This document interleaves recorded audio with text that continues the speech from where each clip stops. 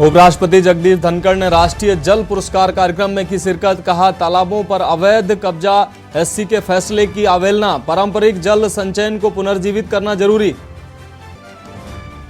चक्रवाती तूफान बिपरजॉय ने गुजरात में मचाई भारी तबाही। गृह मंत्री अमित शाह ने सीएम के साथ की बैठक। राज्य को आपदा से उभारने को जारी किए जरूरी निर्देश। माफिया अतीक और अशरफ की हत्या का सीएम से बदला लेने को रची साजिश। यूपी एसटीएफ ने आरोपी युवक को किया गिरफ्तार। सीएम अरविंद केजरीवाल और सीएम मान की कल राजस्थान की रैली की तैयारी तेज। श्रीगंगानगर बीकानेर के किसान वर्ग को लुभाने की कोशिश। विपक्ष नेता प्रताप सिंह बाजवा ने इमिग्रेशन धोखाधड़ी मामले में कार्रवाई नहीं होने पर सीएम मान का किया घेराव। कहा, खानापूर्ति के लिए बनी एसआईटी। और उत्तर प्रदेश में भीषण गर्मी से मचा हाहाकार। पावर कट से जनता हुई बेहाल। यूपी के कई जिलों में पारा 40 डिग्री के पार।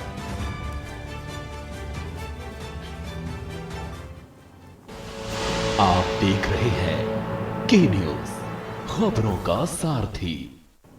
नमस्कार, देश की बात में आपका स्वागत है। मैं हूं आपके साथ मनोज मानस। रुक करेंगे खबरों का। पहली खबर झारखंड से है। दुमका जिले के उप विकास आयुक्त अभिजीत कुमार सिन्हा ने पूर्व निर्धारित कार्यक्रम के तहत मसलिया प्रखंड के सुदूरवर्ती पहाड़ों में बसे गांवों का भ्रमण कर लोगों से समस्याओं से अवगत हुए।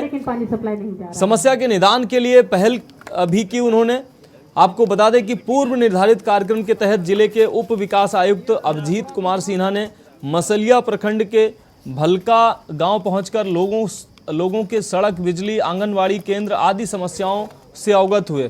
साथ ही उपस्थित विभाग के सभी अधिकारियों को समस्या का निदान करने के लिए गांव का सर्वे कर इसका पहल करने का निर्देश भी दिया। साथ ही मौके पर सिन्हा ने एक फलदार पौधे का भी रोपण किया। वहीं मौके पर बीडीओ पंकज कुमार रवि के अलावा विभिन्न विभागों के अधिकारी उपस्थित थे।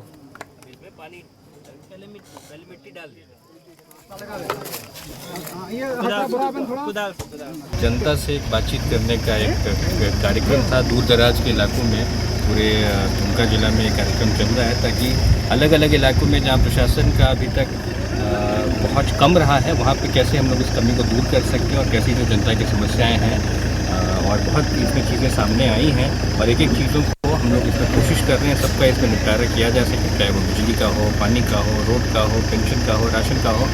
और यही हमारा लक्ष्य है कि जितनी भी समस्याएं संभव हो, सभी समस्याओं को सॉल्व करना शायद हमारा संभव नहीं हो, लेकिन जितना भी संभव हो उतना हम लोग कर सकें। और इस इलाके को पहाड़ी इलाका है इसलिए कनेक्शन थोड़ा सा इसमें दिक्कत है, लेकिन इस इलाके को मेन स्ट्रीम से हम लोग बढ़िया से कनेक्टेड करें और बेटर से बेटर डेवलप करें। बात करेंगे अगली खबर की। खाना बनाते वक्त एक छोटी सी लापरवाही क्या कुछ कर सकती है, इसका जीता जागता उदाहरण दुमका में देखने को मिला।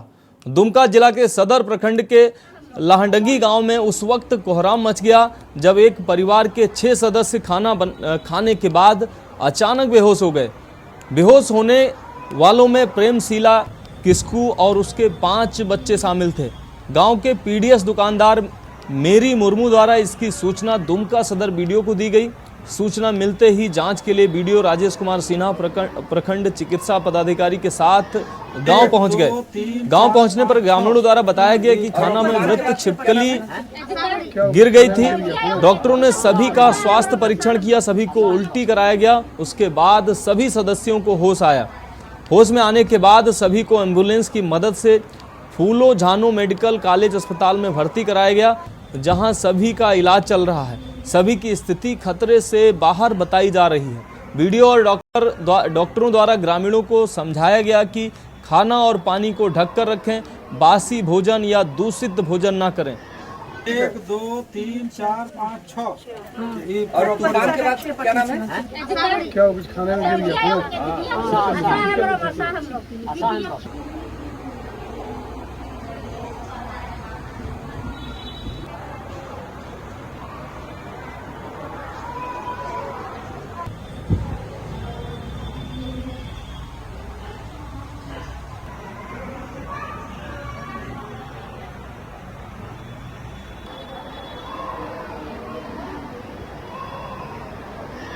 1 2 3 4 5 6। और तूफान के बाद क्या नाम है? क्या कुछ खाने में गिर गया? लगभग सूचना मिला पंचायत के गांव से महिला ने एक फ़ोन किया कि यहाँ पर एक महिला और उनके 5 बच्चे खाना खा के बेहोश हो गए हैं और कोई गाड़ी व्यवस्था नहीं है। मैंने तुरंत अपने प्रखंड के चिकित्सा अधिकारी को फ़ोन किया और एम्बुलेंस के साथ हम लोग मेडिकल टीम के साथ वहाँ पर पहुँचे तो ग्रामीणों ने बताया कि उनके अगल बगल जो घर के रिश्तेदार थे बताया कि रात में खाना बना था और सुबह इन लोगों ने खाया है और उसमें छिपकली गिरा हुआ था। मेडिकल टीम जो हमारे साथ गए थे, डॉक्टर मकसूद भी थे वहाँ पर साथ में, तुरंत उन लोगों का प्राथमिक इलाज किया गया और वहाँ पर उन लोगों को तुरंत उल्टी हुआ और फिर हम लोगों ने एम्बुलेंस के माध्यम से उसको सदर अस्पताल में आज एडमिट कराया। देश की बात में अगली खबर छत्तीसगढ़ के कोरबा जिले से है। जिला कोरबा के हरदी थाना बाजार क्षेत्र के अंतर्गत ग्राम रलिया के तालाब में उतराती हुई लाश मिली। मृतक की पहचान रमेश उम्र 40 वर्ष के रूप में की गई, जो बीती शाम से लापता था। रमेश की मौत किन कारणों से हुई, इस बात का पता नहीं चल पाया है अभी तक।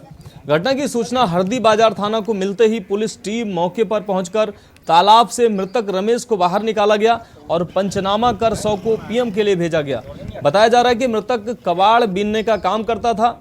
हरदी बाजार पुलिस मार्ग कायम कर, आपको बता दें, जांच कर रही है। पीएम रिपोर्ट के बाद ही मौत की वास्तविक मौत के कारणों का पता चल पाएगा।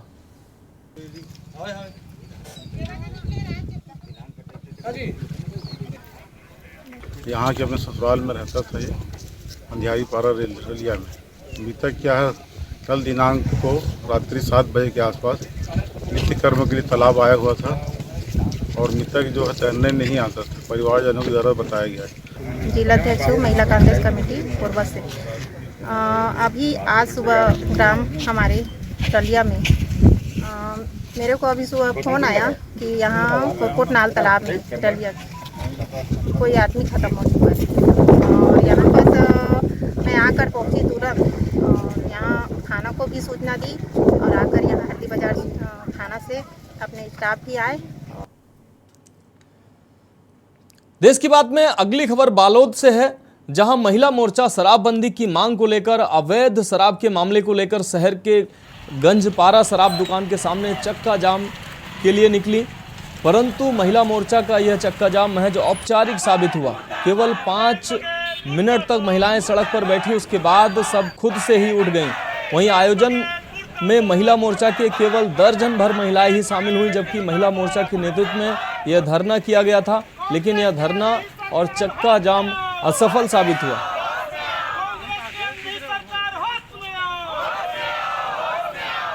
का प्रदर्शन जो था हमारा प्रदेश द्वारा महिला मोर्चा और युवा मोर्चा को शराब भट्टी में जो अवैध शराब की बिक्री हुई है भूपेश सरकार द्वारा, उसके विरोध में पोस्टर चिपकाना था और सड़क जाम करना था।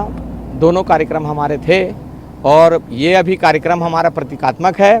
ये कार्यक्रम हमारा अभी और आगे बढ़ेगा पूरे प्रदेश में।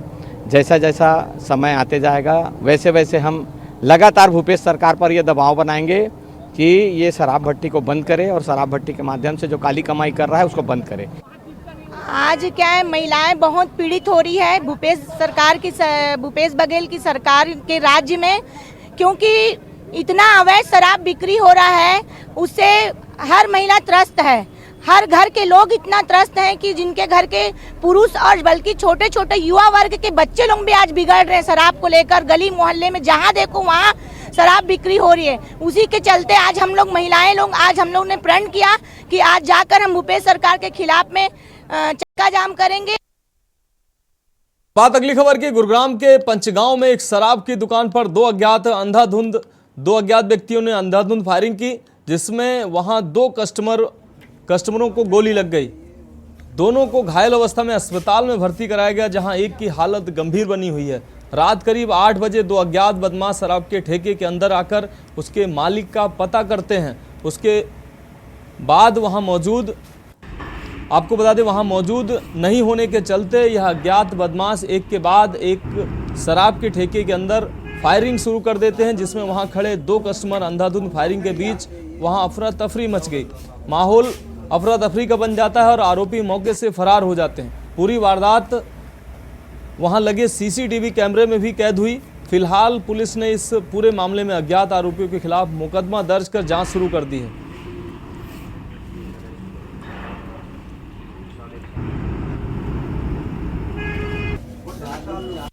मेरा नाम परवीन है, गांव घोड़ा खुर्द।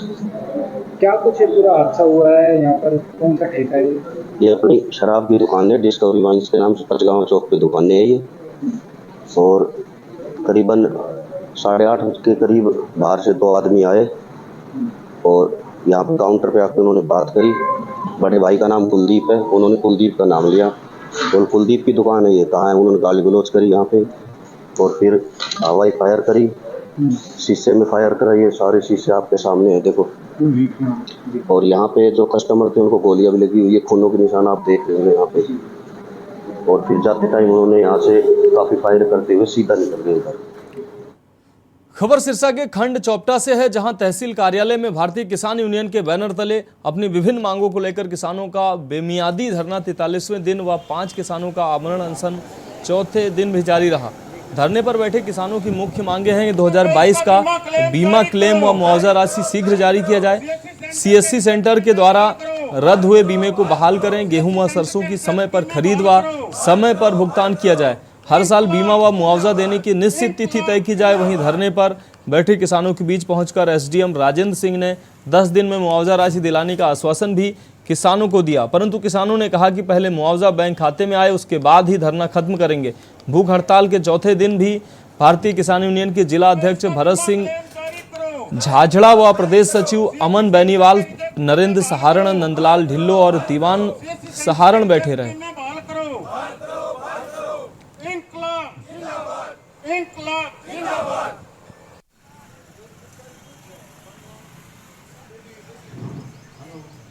हमारा धरना जो नाथुरी चौपटा तहसील के अंदर चल रहा है, आज इसका 43वां दिन है। और हमारी जो मुख्य मांगे थी, बीमा क्लेम जो हमने प्रीमियम कटवाया था वो बीमा क्लेम, और सीएससी सेंटर से जो हमने बीमे करवाए थे किसानों ने, वो सारे के सारे एक कलम से रद्द कर दिए गए। और एक जो हमारा बीमा प्रीमियम कटता है वो आधी रात को कट जाता है, परंतु उसकी तारीख भी होनी चाहिए ना, बीमा क्लेम आने की तारीख भी होनी चाहिए। जैसे 31 मार्च को बीमा क्लेम आ जाना चाहिए। हमारा धरना आज 43वां दिन है, हम यहाँ तहसील परिसर के अंदर धरना लगाए बैठे हैं। सिरसा का कोई अधिकारी 10 दिन तक यहाँ पे नहीं आया।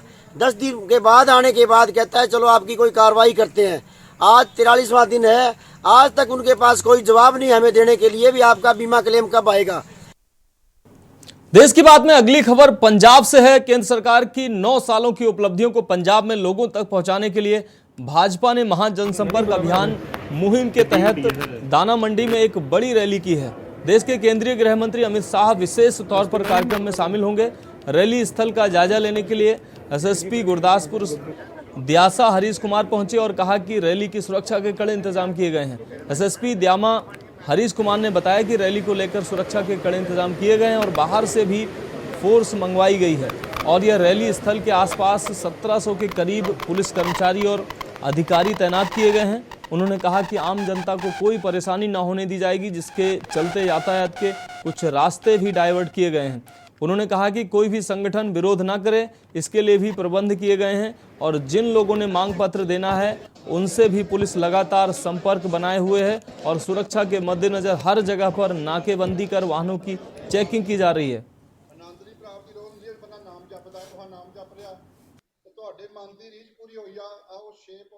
कल जो वीवीआईपी रैली होनी है दाना मंडी में, उसके लिए हमने जो सुरक्षा प्रबंध है बहुत ज़्यादा कड़े करे हुए हैं। इसमें हमें बाहर से भी फोर्स मिली है और बाहर से ऑफिसर्स भी जो है वो हमें मिले हैं, तो उनको हमने ड्यूटी पे डिप्लॉय किया है और हम इंश्योर करेंगे कि ये एक हैसल फ्री, इवेंट फ्री जो है पूरी रैली है। कितनी फोर्स अप्रॉक्सीमेटली 1700 बंदे हम लगा रहे हैं ड्यूटी पे। बाहर जिले तो भी फोर्स मंगाई गई है जी अपने पंजाब रेंज दफ्तर ਤੋਂ भी सानू फोर्स मिली है, तो हैडकुआटर तो भी सानू फोर्स मिली है और बाकी ऑफिसर्स भी मिले हैं बाहर तो, उन्होंने असीं डिप्लॉय कर रहे हैं सुरक्षा ड्यूटी से। हाँ, रूट डिवर्जन ताकि लोगों को भी सहूलियत रहे, लोगों को पता भी रहे। असीं न्यूज़पेपर्स और थ्रू मीडिया जो है वो भी दे देंगे, ਜਿਹੜੇ रूट डाइवर्जन से वो बारे लोगों को जानू भी करा देंगे। अब बात अगली खबर की। केंद्रीय राज्य मंत्री कृष्णपाल गुर्जर ने पिछले 9 सालों में केंद्र और प्रदेश सरकार की उपलब्धियों को उजागर करने के लिए जिला बीजेपी कार्यालय पर प्रेस वार्ता की और केंद्र तथा हरियाणा प्रदेश द्वारा किए गए विकास कार्यों पर विस्तार से चर्चा की। उन्होंने कहा कि भाजपा कार्यकर्ता हमेशा चुनावी मोड में रहते हैं और हमने जो किया है वह लोगों को बता रहे हैं। यदि दूसरों ने किया है तो वह भी लोगों को बताएं। गुर्जर ने कहा कि लोकसभा और विधानसभा के चुनाव इकट्ठे होंगे या नहीं यह शीर्ष नेतृत्व तय करेगा, लेकिन उनके मुताबिक दोनों चुनाव अपने समय पर होंगे। उन्होंने बताया कि पिछले 70 सालों में 90,000 किलोमीटर हाईवे जबकि 50,000 किलोमीटर हाईवे का विस्तार हुआ है। वहीं ग्रामीण सड़कों का 9 सालों में कई गुना विस्तार हुआ है। एयरपोर्ट की बात करते हुए गुर्जर ने कहा कि पिछले 70 सालों में 74 एयरपोर्ट का निर्माण हुआ था, जबकि पिछले 9 सालों में 74 और नए एयरपोर्ट का निर्माण किया गया है। रेलवे का भी केंद्र सरकार ने अभूतपूर्व विकास किया है। कई आधुनिक सुपरफास्ट ट्रेनें संचालित की गई हैं। केंद्रीय राज्य मंत्री ने कहा कि देश में सुरक्षा का माहौल है, कहीं भी बम ब्लास्ट, दंगा या कर्फ्यू दिखाई नहीं देता है। वहीं आज दुनिया में देश की प्रतिष्ठा भी बढ़ी है। आज देश के 80 करोड़ लोगों को मुफ्त में 5 किलो अनाज भी दिया जा रहा है और किसानों के खाते में सीधा 6,000 रुपये भेजे जाते हैं।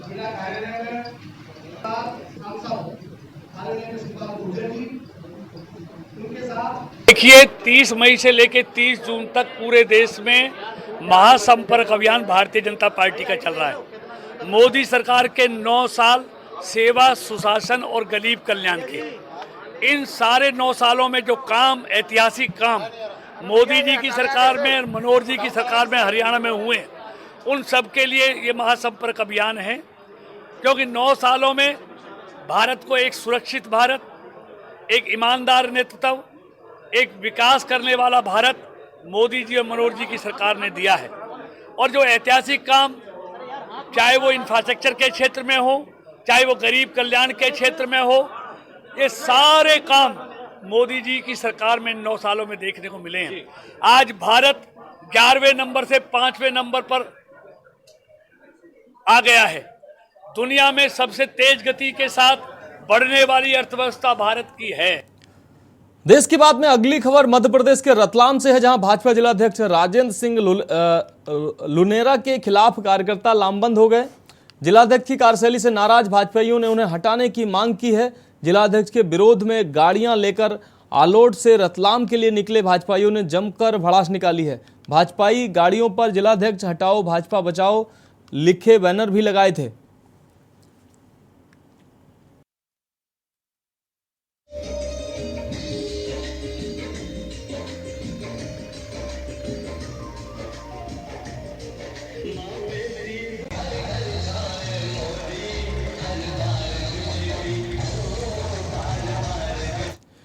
अब बात अगली खबर की। हिंदू धर्म में अमावस्या की तिथि का एक खास महत्व होता है। इस दिन दान करना भी काफी शुभ माना जाता है। शनिश्चरी अमावस्या पर चंदेरी के अति प्राचीन शनिदेव नवग्रह मंदिर पर बड़ी संख्या में श्रद्धालुओं ने पहुंचकर भगवान शनिदेव का पूजन किया। 2 शुभ संयोग सर्वार्थ सिद्ध योग और अमृत सिद्ध योग में मनाई गई शनि अमावस्या। शनिश्चरी अमावस्या पर सुबह से ही मंदिर पर श्रद्धालुओं का तांता लगा रहा।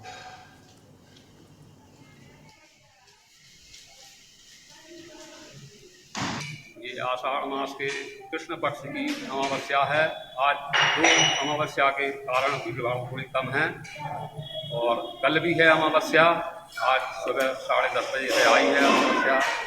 बाकी 14 तिथि है। 2 अमावस्या होने के कारण आज श्राद्ध की अमावस्या, कल स्नान दान की अमावस्या है। ये चंदेरी स्थित जो नवग्रह मंदिर है, इसकी क्या विशेषता है? ये प्राचीन काल के समय का मंदिर है और इसका महत्व काफ़ी है। बहुत दूर दूर से लोग आते दर्शन करने, जूते चप्पल कपड़े छोड़ कर जाते हैं।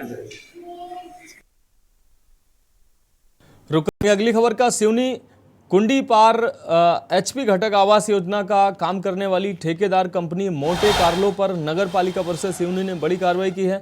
बता दें कि बीच में अधूरा काम छोड़कर भागी ठेकेदार कंपनी से नगर पालिका परिषद ने 5 करोड़ 92 लाख रुपए की राशि वसूल की है। वहीं अब FIR दर्ज कराने के लिए नगर पालिका परिषद प्रस्ताव भी लाएगी। दरअसल शहरी क्षेत्र के गरीबों के लिए तैयार किए जा रहे आवास निर्माण में ठेकेदार ने लापरवाही बरती थी, जिसको लेकर ये कार्रवाई की गई है।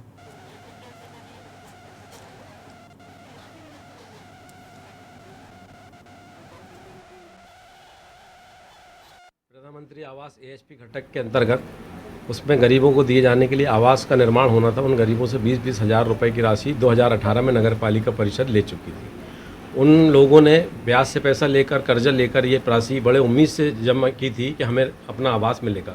ठेकेदार द्वारा कार्य प्रारंभ किया गया, लेकिन बीच में ही कार्य अधूरा छोड़कर, काम छोड़कर चल दिया गया। उसके बाद तत्कालीन CMO नवनीत पांडे और उनकी जो तकनीकी समिति थी, उन्हें मिलके एडवांस राशि 5 करोड़ का उन्होंने काम किया। 3 करोड़ 92 लाख रुपए उन्हें एडवांस राशि दे दी। देश की बात में अगली खबर महाराष्ट्र के लातूर से है। लातूर का अपना विलासराव देशमुख राजकीय मेडिकल कॉलेज में मरीज की जिंदगी से खिलवाड़ करने का हैरान कर देने वाला मामला सामने आया है। अस्पताल में सुरक्षा गार्ड मरीज का इलाज कर रहे हैं। लातूर जिले के रेनापुर तालुका के वाला गांव के रहने वाले शब्बीर शेख का एक्सीडेंट हो गया और इलाज के लिए सरकारी मेडिकल कॉलेज लातूर में भर्ती कराया गया। डॉक्टर ने जांच की और सलाइन और इंजेक्शन लगाने का निर्देश भी दिया। निर्देशानुसार नर्स ने सुरक्षा गार्ड से सलाइन और इंजेक्शन नर्स ने दिया। शब्बीर शेख के परिजनों ने इसका विरोध किया, लेकिन सुरक्षा गार्ड ने बात को अनसुना कर दिया। इसके बाद मरीज शब्बीर शेख के परिजन दौड़े दौड़े डॉक्टर के पास पहुंचे और सारी बात बताई। डॉक्टर ने तुरंत मरीज की जांच की और नर्सों और सुरक्षा गार्डों को भी निलंबित कर दिया। शासकीय मेडिकल कॉलेज के संस्थापक डॉक्टर उदय मोहित ने कहा कि उक्त मामला गंभीर है और इस मामले में 3 सदस्यीय कमेटी का गठन किया गया है और तत्काल जांच कर उचित कार्रवाई की जाएगी।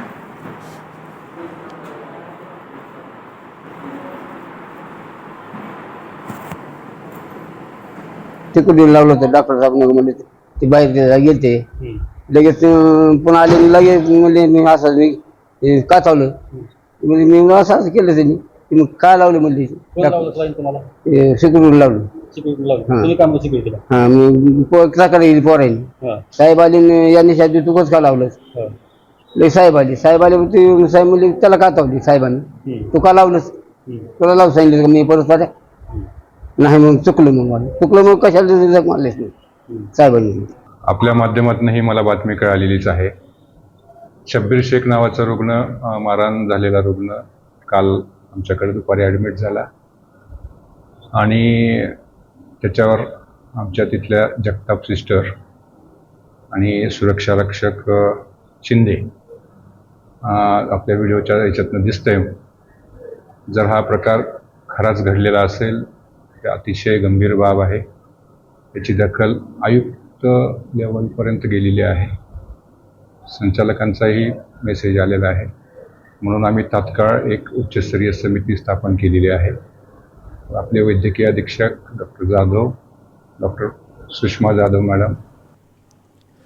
देश की बात में अभी वक्त है एक ब्रेक का। ब्रेक के बाद जल्द हाजिर होंगे कुछ अहम खबरों के साथ। आप देख रहे हैं के न्यूज, खबरों का सारथी। देश की बात में एक बार फिर से आपका स्वागत है। बात करेंगे अगली खबर की। कासगंज में आसमान से बरस रही आग से जनता का हाल बेहाल है और घर से निकलना दुश्वार हो रहा है। वहीं बिजली की कटौती की समस्या से जनता परेशान है। बिजली के बिना किसानों की फसलें भी सूख रही हैं। ट्यूबवेल पर बैठा किसान बिजली की राह देख रहा है, लेकिन बिजली नहीं आ रही है। किसान के खेतों में फसलें पकी खड़ी हैं, लेकिन बिजली नहीं आने के कारण फसलों में पानी नहीं लग पा रहा है। किसान पंप सेट लगाकर फसलों को पानी लगाने के लिए मजबूर हैं।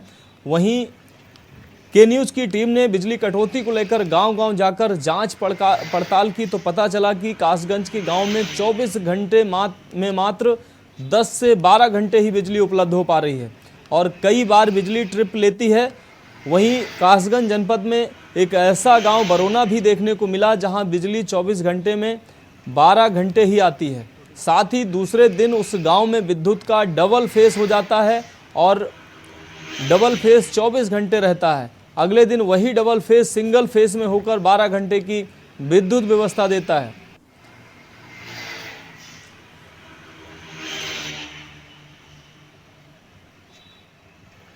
सही कहाँ रही है, कम आता, किसी दिन ज़्यादा आ जाते हैं, किसी दिन कम भी आ जाती है। तो क्या कहते हैं, लाइट कम आती है, कितने घंटे लगवा आती होगी? हमें क्या मालूम, रात भर को सवेरे तो आती ना, देर को आते, रात को आते।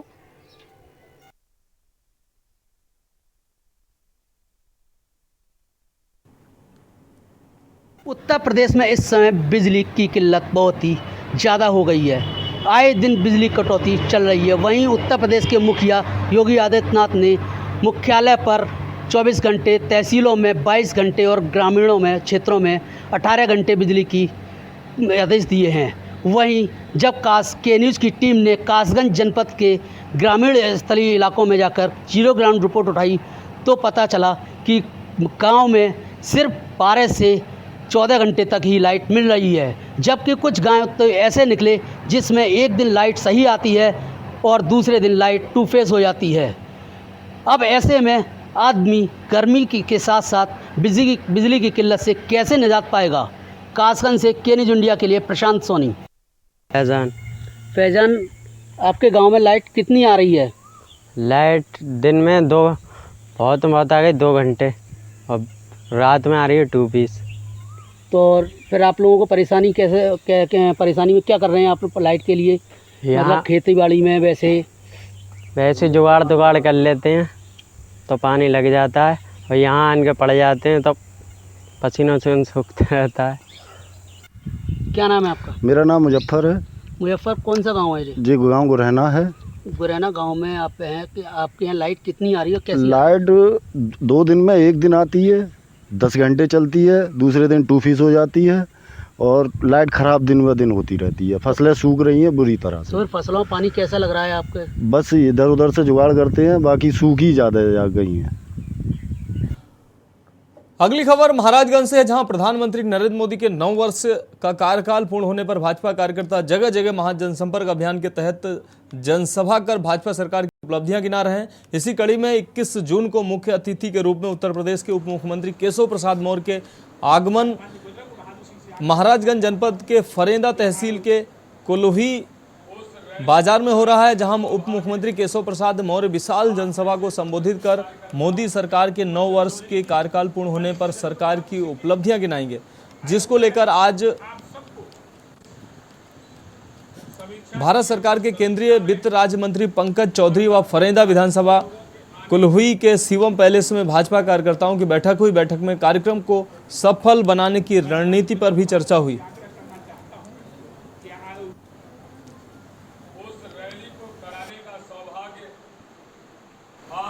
देखिए, भारतीय जनता पार्टी नरेंद्र मोदी के नेतृत्व में जो 9 साल हुआ है, उस 9 साल के कार्यकाल को लेकर के जो हमने सेवा और सुशासन का काम किया है वो जन जन तक पहुंचाने के लिए पार्टी ने एक योजना बनाई है कि 30 तारीख से 30 मई से लेके और 30 जून तक विभिन्न कार्यक्रमों के माध्यम से जनता के बीच में, कार्यकर्ताओं के बीच में जाकर के उन्हें कार्यक्रम के बारे में बताने का कार्यक्रम बना है। उसी के परिप्रेक्ष्य में हर लोकसभा में एक जनसभा का भी कार्यक्रम तय हुआ है, जिसमें महाराजगंज में 21 तारीख को कोल्ही बाजार में 11 बजे उत्तर प्रदेश के deputy CM Keshav Maurya ji chief guest के रूप में यहाँ पर आ रहे हैं। उस कार्यक्रम की तैयारी के तहत हम और हमारे विधायक जी, हम सब लोग बैठकर और कार्यकर्ताओं के बीच में उसकी योजना रचना बनाने का काम यहाँ पर चल रहा है।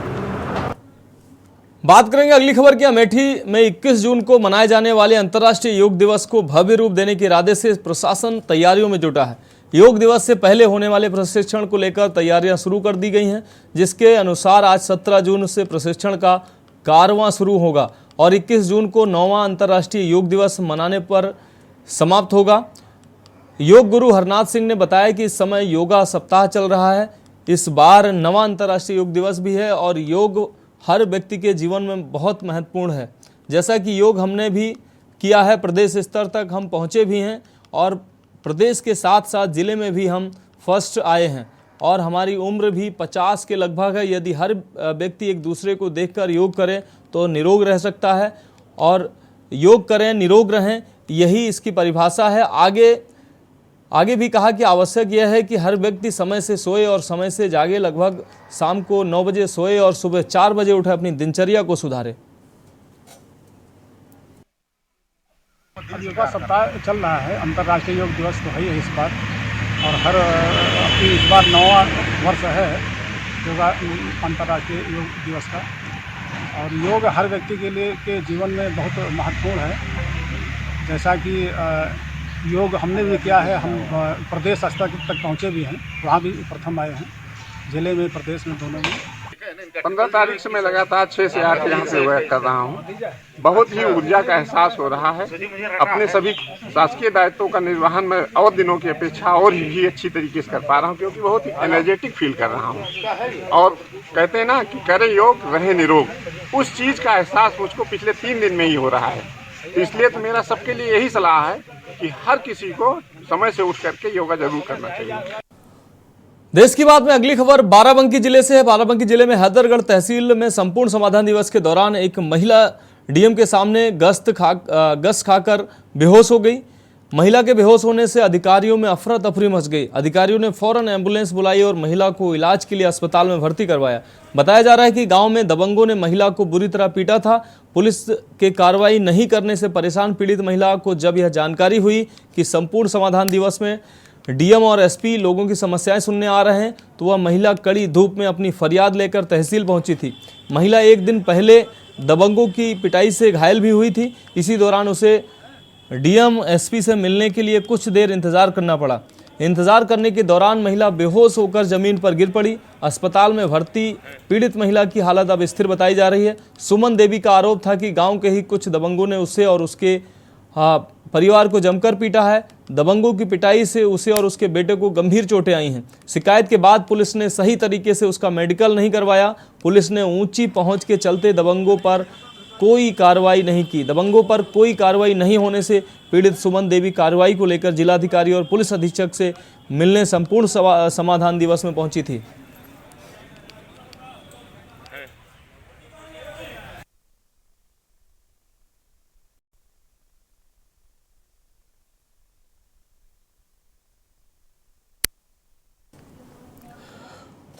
अगली खबर बदायूं से है। बदायूं जिले की अहम खबर, जहां बीती रात ट्राला और हरदोई डिपो की रोडवेज बस में भिड़ंत हो गई। जोरदार भिड़ंत में बस में सवार 30 यात्री घायल हो गए। सूचना पर पहुंची पुलिस ने घायलों को बस से निकालकर जिला अस्पताल में भर्ती कराया। हादसा आलापुर थाना क्षेत्र के मुरादाबाद फर्रुखाबाद हाईवे पर हुआ।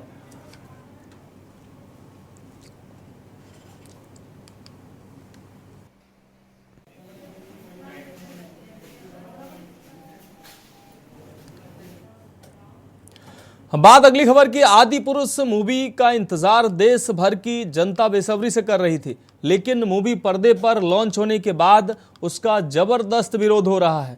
तो वहीं धर्मनगरी काशी में भी आदि पुरुष का विरोध देखने को मिला।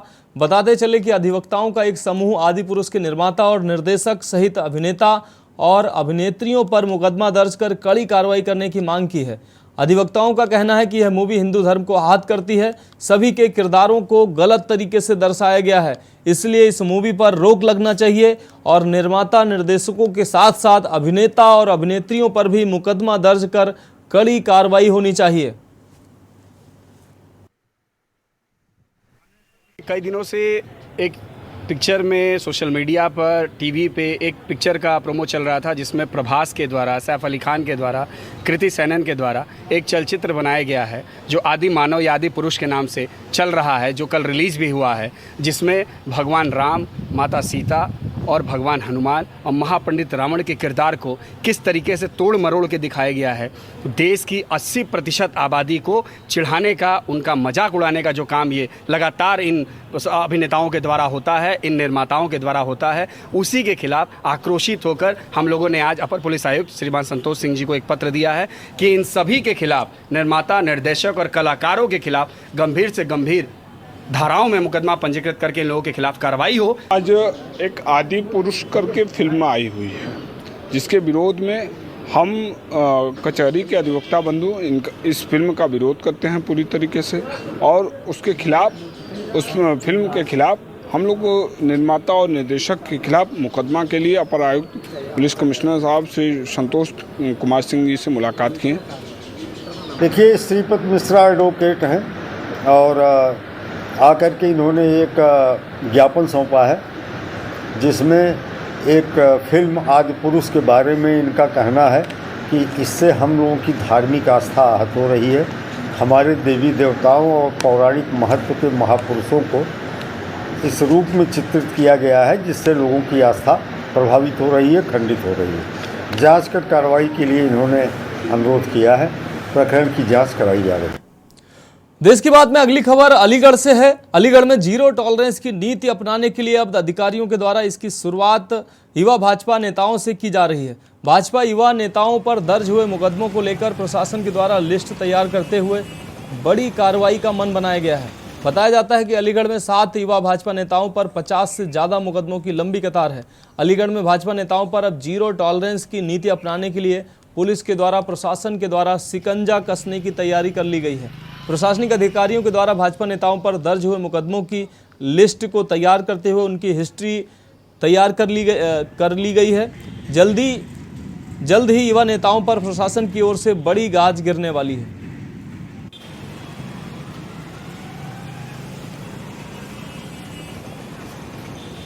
उनके विरुद्ध मुकदमा पंजीकृत है, सुनवाई की जा रही है। यदि लगता है तो उनके विरुद्ध जो है विरोधात्मक कार्रवाई भी की जा रही है और चूंकि मुकदमे पंजीकृत पहले से ही है तो कार्रवाई जो है प्रचलन है। सर उसमें एक संजू बजाज है 10 थानों में तकरीबन 26 मुकदमे दर्ज हैं जिसमें 307 समेत महिलाओं से तमाम ऐसे मुकदमे। क्या उन पर कोई पुलिस कैसे मतलब मुकदमे विचाराधीन है, न्यायालय में साक्ष्य के आधार पर जो है भी निर्णय लिया जाएगा। अगली खबर गोरखपुर से है, जहां माफियाओं के खिलाफ प्रशासन एक्शन में नजर आ रहा है। टॉप माफियाओं में शुमार विनोद उपाध्याय के खिलाफ प्रशासन ने बड़ी कार्रवाई की है। गोरखपुर विकास प्राधिकरण ने पुलिस की मौजूदगी में अवैध कब्जों को जेसीबी से गिराया है। जीडीए ने करीब 7000 वर्ग फीट की बेशकीमती जमीन से कब्जा खाली कराया है। बता दें कि विनोद उपाध्याय लंबे अरसे से फरार चल रहा है और उसके खिलाफ 36 आपराधिक मामले चल रहे हैं। वह 50,000 रुपये का इनामी भी है, जिसे बढ़ाकर पुलिस 1 लाख रुपए करने की तैयारी कर रही है। शासन चिन्हित माफिया विनोद उपाध्याय, जिसके ऊपर 32 संगीन मुकदमे हैं, जिसमें से 4 गैंगस्टर, 4 हत्या और उसके अलावा रंगदारी एवं हत्या के प्रयास के तमाम मुकदमे हैं। ये माफिया ज़्यादातर ज़मीनों के मसले एवं माइनिंग वगैरह इस तरह की चीज़ों में इन्वॉल्व था। इसने यहाँ पे पास में बहुत बड़ी ज़मीन पर कब्जा किया था रिसेंटली। कब्जा करने के बाद ये ज़मीन जिसकी सरकारी ज़मीन इस पर कब्जा किया, करीबन 530 स्क्वायर मीटर की करोड़ों की ज़मीन है, जिस पर इसने 230 स्क्वायर मीटर का इसने मकान बनाया अपना। इस मकान को आज जीडी ने चिन्हित किया है, उनको किया जा रहा है और इस ध्वस्तीकरण की कार्रवाई के बाद में जरूर एक सभी माफियाओं में मैसेज एकदम में हुआ कि अगर आप जराइम की दुनिया से जो भी आपने संपत्ति अर्जित की है उसके खिलाफ। देश की बात में अगली खबर उत्तर प्रदेश के बस्ती जिले से है। बस्ती जिले में नौकरी के नाम पर ठगी करने वाले नटवर लालों के हौसले इस कदर बुलंद हैं कि इस दौरान तत्कालीन डीएम सौम्या अग्रवाल को जिला पंचायत अधिकारी तक बना डाला। यही नहीं, जिले में कहीं नटवर लाल बच्चों को शिक्षा देने के नाम पर उन्हें एडमिशन देकर फर्जी कॉलेज चलाते हैं, तो कभी यह नटवर लाल अपने नेटवर्किंग के माध्यम से फर्जी नियुक्ति पत्र देकर नौकरी दिलाने के नाम पर भी ठगी करते हैं। बस्ती जिले में फर्जी पैरामेडिकल कॉलेज का मामला अभी ठंडा ही नहीं हुआ था कि फिर ऐसा ही एक मामला सामने आया है, जिसमें नटवर लाल गैंग ने पंचायती राज विभाग में सफाई कर्मी की फर्जी नियुक्ति पत्र देकर उनके क्षेत्र में बह रही कुआनो नदी में साफ सफाई का कार्य भी कराया, जिसको ट्रेनिंग का नाम दिया गया। जिलाधिकारी प्रियंका निरंजन ने बताया कि कुछ लोगों को फर्जी नियुक्ति पत्र देकर गुमराह करने की कोशिश की गई है। इस मामले को लेकर आवश्यक कार्रवाई के दिशा निर्देश दिए गए हैं। बन गया बनकटी वाला का एक रहने वाला भीम प्रसाद है सर। आज 2 साल हो गया सर, वो 1.5 लाख रुपया दिया। मियाँ और बीवी दोनों थे हम लोग। पैसे लिया नौकरी के झांसे में 2008 का सर। आज तक उसने बजा कर रखा था सर। जब उसके घर हम लोग कल 2-3 दिन में दौड़ कर गए तो वो भाग कर चला गया और कहीं सर। उसके बाद में हम लोग सोचे कि अब ऐसा नहीं, ऐसा करना है, तो हम लोग यहाँ पर पहुँचे हैं सर। रखे हैं हम लोग बोल रहे थे कि ऐसा एक काम अगर नहीं दे रहे हो तो पैसा हमारा वापस कर दीजिए और हम कहीं जाके अपना बाहर कमा सकें। तो बोल रहे नहीं, आज हो जाएगा, कल हो जाएगा, परसों हो जाएगा, तो इसके बाद कागज दिए। पैसा वापस किस चीज के लिए मांग रहे हैं? ये पैसा कि हमारा काम नहीं होगा तो हमारा पैसा क्या काम? सफाई कर्मी का पैसा दिए थे उसके लिए? हाँ, पैसा दिए थे। अरे 1.5 लाख रुपए दिए थे। इसमें अभी आप समझाने में आया है कि कुछ फर्जी पत्र के द्वारा लोगों को गुमराह करके उनके साथ धोखाधड़ी की गई है। इसमें पुलिस विभाग को आवश्यक कार्रवाई करने की कोशिश करते हैं। अगली खबर अमेठी से है। अमेठी जिले में देर रात मोहनगंज थाना क्षेत्र के अंतर्गत चिनगाही नहर पुलिया के पास मोहनगंज थाना की पुलिस और स्वाट टीम और सर्विलांस टीम की बदमाशों के साथ मुठभेड़ हो गई। बताया जा रहा है कि मुखबिर की सूचना पर जैसे ही पुलिस की टीम चिनगाही स्थित बड़ी नहर के पास पहुंची, मौके पर एक युवक हाथ में बोरी लिए दिखाई दिया। जब पुलिस ने उसे रोकना चाहा तो उसने पुलिस टीम पर ताबड़तोड़ फायरिंग शुरू कर दी, जिसके चलते मोहनगंज थाना में तैनात इंस्पेक्टर श्रीचंद के बाएं हाथ की कोहनी में गोली लगते हुए निकल गई, जिस पर पुलिस द्वारा आत्मरक्षा में फायर किया गया, जिसमें बदमाश के बाएं पैर में गोली लगी और वह घायल होकर गिर पड़ा, जिस पर पुलिस टीम ने बदमाश को घेर कर पकड़ लिया। पुलिस मुठभेड़ में पकड़े गए 7 बदमाश के पास से एक तमंचा, 2 जिंदा कारतूस और 3 खोखा कारतूस, 315 बोर के एक साथ एक चापड़, लकड़ी का ठीहा, छुरी और गोकसी करने का सामान बरामद हुआ।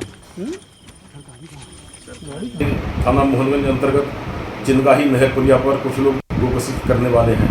इस सूचना पर थाना मोहनगंज, सिवरतनगंज, स्वाट व सर्विलांस टीम द्वारा घेराबंदी की गई।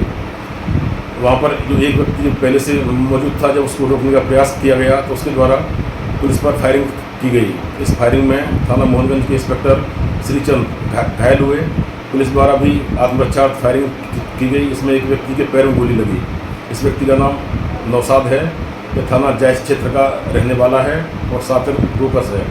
इसके ऊपर पूर्व से ही 6 अभियोग पंजीकृत हैं। अगली खबर गोंडा से है। गोंडा में पेट्रोल पंप के कर्मचारियों की मनमानी सामने आ रही है। पेट्रोल पंप के कर्मचारियों पर पेट्रोल में घटतौली करने का मामला सामने आया है। पीड़ित के मुताबिक 600 रुपए का पेट्रोल डलवाने पर बाइक 500 मीटर भी नहीं चलने की बात कही गई है। पीड़ित ने शिकायत की तो पेट्रोल पंप कर्मचारियों ने उल्टा पीड़ित के साथ मारपीट कर डाली।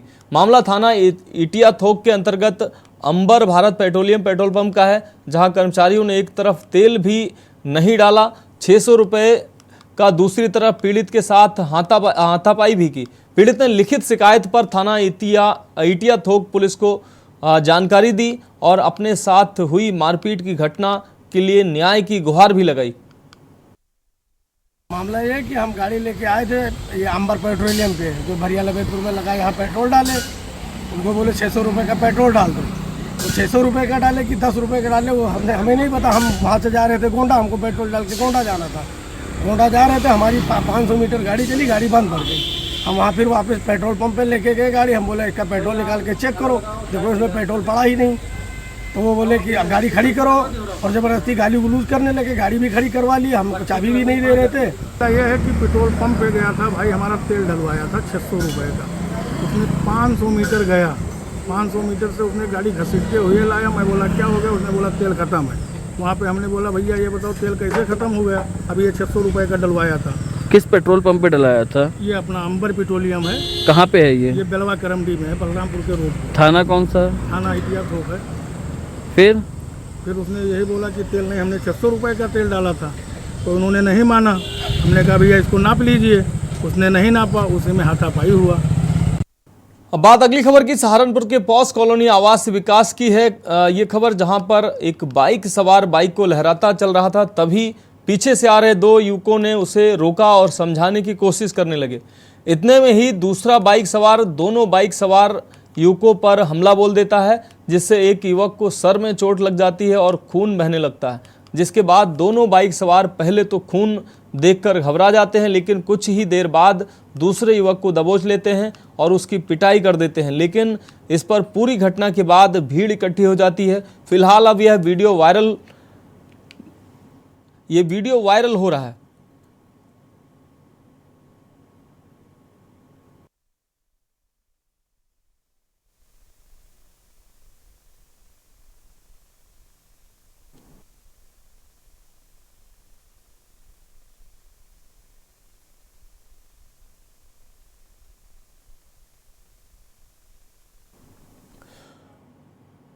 रुक करेंगे अगली खबर का। उत्तर प्रदेश के बागपत में 6 दिन पूर्व दिन निकलते ही मोहल्ले के 4 लोगों ने एक युवक की चाकू से गोदकर निर्मम हत्या की वारदात को अंजाम दिया, जिसके बाद परिजनों ने 4 लोगों को नामजद करते हुए हत्या का मामला दर्ज कराया था। लेकिन पीड़ितों ने पुलिस पर निष्पक्ष कार्रवाई न करने का आरोप लगाते हुए विशाल पंचायत का आयोजन किया। पंचायत में सर्वसम्मति से निर्णय लिया गया कि यदि पुलिस ने कोई कार्रवाई नहीं की तो वह मुख्यमंत्री के दरबार में जाकर आरोपियों की गिरफ्तारी की मांग करेंगे और उन्होंने एक विशाल पंचायत कर मुख्यमंत्री के दरबार में गुहार लगाने का निर्णय लिया। अब देखना यह होगा कि पुलिस पूरे मामले में क्या कार्रवाई करती है।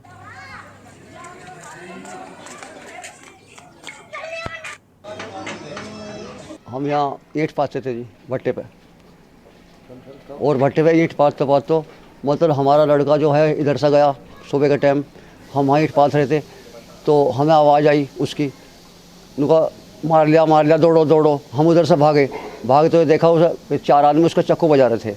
अच्छा जी, हमने वो छुटाया, हमने खुद अपनी आंखों से देखे जी 4 आदमी, जुबेर, इकबाल, एहसान, दिशान। अच्छा जी, और हमारे यहाँ इस थाने के अंदर कोई सुनाई नहीं हो रही जी। भट्टे पे यहाँ से मेरे भाई को मार दिया गया है, यहीं पड़ोस में घर है उनका, तो हमने तहरीर लिखवाई है यहाँ पे, कोई सुनवाई नहीं हो रही यहाँ पे। और एसपी ऑफिस भी गए थे हम, वहाँ पे भी कोई जवाब नहीं मिल रहा, कहते हैं भाई बाहर निकल जाओ यहाँ से, बार बार तुम आदमी लेकर आते हो यहाँ पे। और अब हम जो है ना बस इसमें इंसाफ चाहते हैं जी। जो 3 आदमी इन्होंने गिरफ्तार भी कर लिए थे और एक को पकड़ा भी नहीं इन्होंने। रुक करेंगे अगली खबर का। हमीरपुर में एक शादी के घर में बारात आने के से 1 घंटे पहले अफरा तफरी मच गई जब परिजनों को सूचना मिली कि उनकी बेटी ब्यूटी पार्लर से अपने प्रेमी संग रफू चक्कर हो गई। इस सूचना के बाद जहां वधु पक्ष अपनी बेटी की तलाश में जुटा हुआ है तो वहीं वर पक्ष बारात की तैयारी में खर्च हुए धन की वापसी की बात कह रहा है, जबकि पुलिस टीम लगाकर वधु की तलाश किए जाने की बात कह रही है।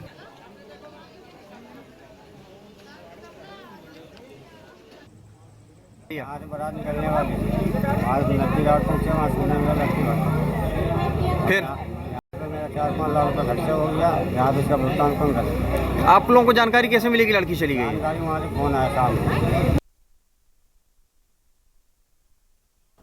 देश की बात में अगली खबर अलीगढ़ से है, जहां मोमबत्ती जलाकर सोना दंपति को भारी पड़ गया। जलती मोमबत्ती के गिरने से घर में आग लग गई। घटना थाना गांधी पार्क क्षेत्र के डोरी नगर की है। आग की चपेट में आने से दंपति और उनकी मासूम बच्ची बुरी तरह से झुलस गई। आग की लपटें देख पड़ोसियों ने पुलिस और फायर ब्रिगेड को सूचना दी। मौके पर पहुंचे फायर ब्रिगेड कर्मियों ने किसी तरह से आग पर काबू पाया। इसके बाद पुलिस झुलसे दंपति और बच्ची को लेकर अस्पताल पहुंची, जहां डॉक्टरों ने बच्ची को मृत घोषित कर दिया। दंपति की भी हालत गंभीर बताई जा रही है।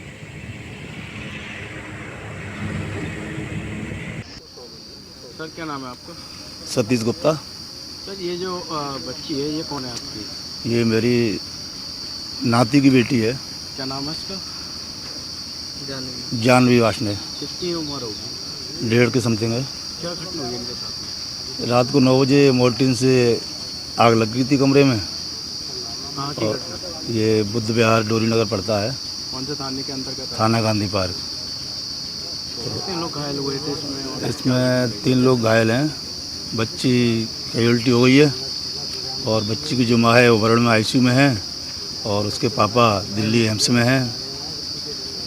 घटना एक्चुअली क्या है, शाम का टाइम था 9 o'clock के समथिंग, तो कैंडल लगा रखा था, उससे बेड के अंदर आग लगी, उससे पटाखों में आग लगी, इसके द्वारा वो जल गए। कितने लोग? अब बात करेंगे अगली खबर की। अपने बयानों से लगातार सियासी सरगर्मी पैदा करने वाले सुभाषपा के अध्यक्ष ओम प्रकाश राजभर आजकल भाजपा से बढ़ती नजदीकियों की वजह से चर्चा में है। राजनीतिक हलकों में चर्चा है कि वे लोकसभा चुनाव में भाजपा के साथ गठबंधन कर सकते हैं। राजभर की भविष्य की राजनीति पर के न्यूज के चीफ एग्जीक्यूटिव एडिटर उत्कर्ष सिन्हा ने उनसे खास बातचीत की। सुनाते हैं आपको। सियासत के मैदान में अपने चुटीले बाड़ों से लगातार एक सरगर्मी बनाए रहने वाले सुहेलदेव भारतीय समाज पार्टी के नेता ओम प्रकाश राजभर फिर से सुर्खियों में है। हालांकि ये कोई नई बात नहीं है। राजभर जी की राजनीति की जो शैली है वो इनको एक विशेष स्थान उत्तर प्रदेश की राजनीति में हमेशा बनाए रखती है। ताज़ा मामला ये है कि माननीय मुख्यमंत्री जी मिले आपसे और एक फ़ोटो जारी हो गई और वो फ़ोटो जारी होने के बाद बड़ी चर्चा शुरू हो गई। तो ये चर्चा कहाँ तक पहुँचेगी? कि हमारी उनकी मुलाकात नहीं हुई है, जो फ़ोटो जारी है वो पुरानी है। ये बहुत अच्छी बात आपने स्पष्ट कर दी हमारे दर्शकों को, क्योंकि यही फोटो एक नए विवाद को जन्म दे रही थी। अच्छा, लेकिन क्या है उत्तर प्रदेश चुनाव में आप अखिलेश यादव के साथ मिले, चुनाव लड़े, आपने सफलता भी बहुत आप लोगों को मिली, और अचानक आप वहाँ से बाहर अलग हो गए। देखिए, अखिलेश यादव जी का कल्चर है कि किसी को साथ लेके लंबे समय तक नहीं चलते। बसपा से गठबंधन किए, चुनाव बाद खत्म। कांग्रेस से गठबंधन किए, चुनाव बाद खत्म। आरएलडी से गठबंधन किए हुए हैं, खटास चालू हो गई है। हमसे गठबंधन किए, खत्म। वो चाहते हैं कि हमारे यहाँ लोग गुलाम बन के रहें, वो जो कहें उसी में हाँ मिलावें। ये काम कोई पार्टी का नेता नहीं कर सकता, इस वजह से उनसे किसी से जमती नहीं है। अच्छा, लेकिन जब आप भाजपा के साथ थे और आप मंत्री भी बने, और उसके बाद आपका विरोध भी हुआ, कई मसलों पर आप अपनी सरकार के सामने आए और उसके बाद आपने सरकार छोड़ दी, तो एक जिद वाली राजनीति आपने की अपने आधार के लिए, अपने लोगों के लिए। तो अगर यही सवाल उल्टा कर देते हैं लोग, वो कहते हैं कि राजभर जी जो है वो बात साथ में नहीं चलते हैं, तो फिर कैसे चलेगा? नहीं, आपने जो बात किया अच्छा है। जिद, सामाजिक न्याय समिति की रिपोर्ट लागू करने का जिद क्या बुरा था?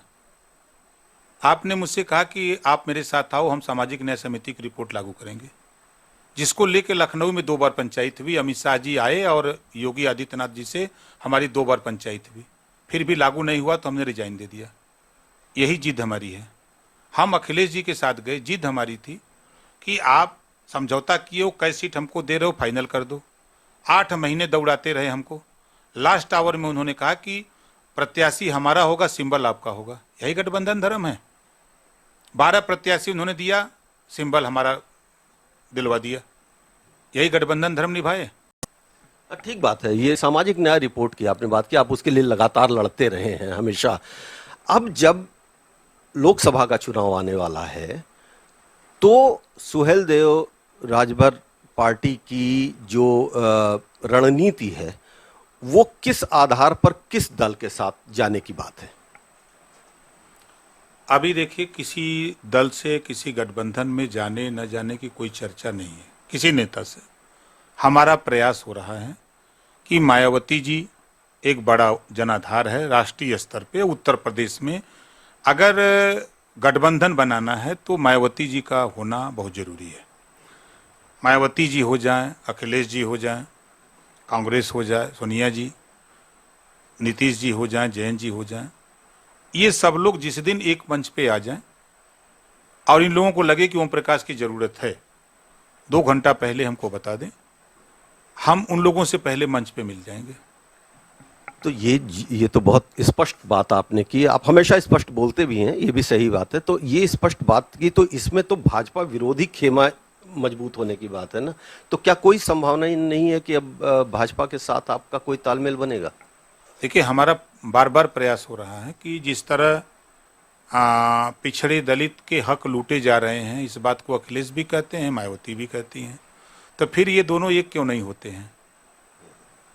अगर दोनों की मंशा एक है, दोनों के लक्ष्य एक हैं, तो फिर दोनों लोग इकट्ठा होकर के, एकजुट होकर के, कांग्रेस का भी एक ही लक्ष्य है कि बीजेपी को सत्ता से बेदखल करना, नीतीश जी का भी लक्ष्य है सत्ता से बीजेपी को बेदखल करना, तो ये एकजुट क्यों नहीं होते हैं? एकजुट न होने का कारण कि ये लोग बीजेपी से डर रहे हैं, ईडी सीबीआई से। ईडी सीबीआई से डर रहे तो खुल के क्यों नहीं कहते हो कि हम लोग ईडी सीबीआई से डर रहे हैं, इस नाते हम एक नहीं हो सकते हैं, हम अलग अलग लड़ेंगे, हम बीजेपी को सरकार बनवाएंगे, बीजेपी को जितवाएंगे।